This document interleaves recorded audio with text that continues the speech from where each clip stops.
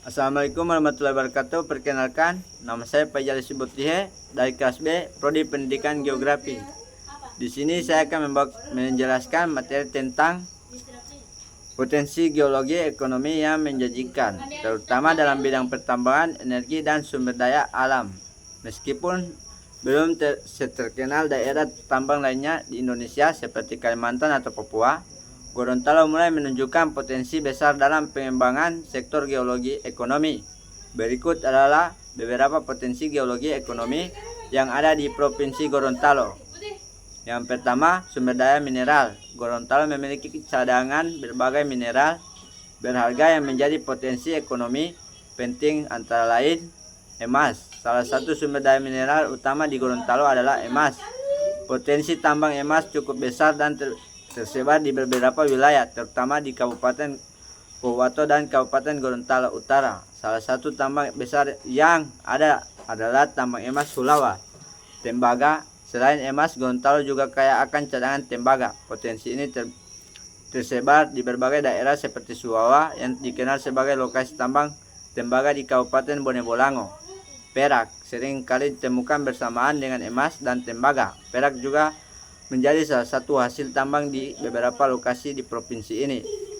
Nikel, meskipun belum banyak dieksplorasi secara besar-besaran, Gorontalo juga memiliki potensi cadangan nikel, terutama di wilayah pesisir.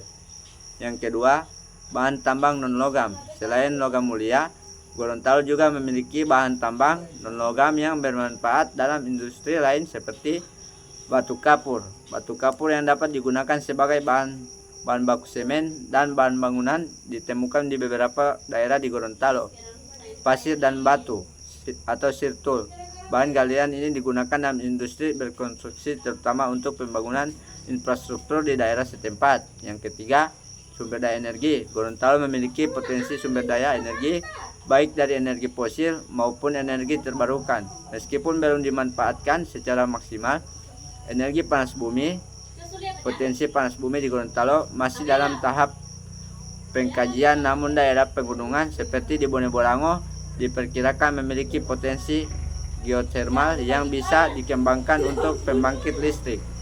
Batu bara, terdapat indikasi cadangan batu bara di beberapa wilayah, meskipun masih memerlukan eksplorasi lebih lanjut untuk mengetahui jumlah dan kualitasnya.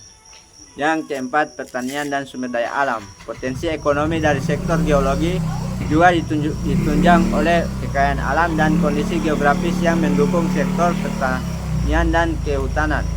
Tanah subur Gorontalo memiliki lahan pertanian yang subur yang mendukung komoditas seperti jagung, padi, dan tanaman perkebunan lainnya. Tanah vulkanik yang kaya mineral sangat cocok untuk pertanian. Sumber daya air, sungai, dan danau di Gorontalo menjadi sumber penting untuk irigasi dan pembangkit listrik tenaga air atau PLTA. Selain itu, wilayah pesisir Gorontalo juga memiliki potensi besar untuk perikanan.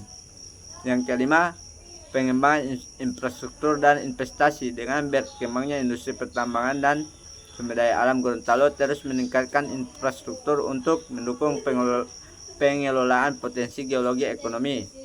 Pembangunan pelabuhan laut di Gorontalo berfungsi sebagai pintu keluar masuk barang, termasuk ekspor hasil tambang dan pertanian. Pengembangan pelabuhan akan semakin penting seiring dengan pertumbuhan sektor pertambangan. Investasi tambang. Sejumlah perusahaan tambang baik domestik maupun asing mulai melakukan eksplorasi di Indonesia, terutama untuk emas dan tembaga. Yang keenam, tantangan dalam pengelolaan potensi geologi. Meskipun memiliki potensi besar, pengelolaan sumber daya geologi di Gorontalo menghadapi beberapa tantangan. Yang pertama, eksplorasi yang terbatas. Banyak potensi tambang dan energi yang belum dieksplorasi secara optimal, sehingga investasi dan pengembangan teknologi menjadi penting. Yang kedua, dampak lingkungan.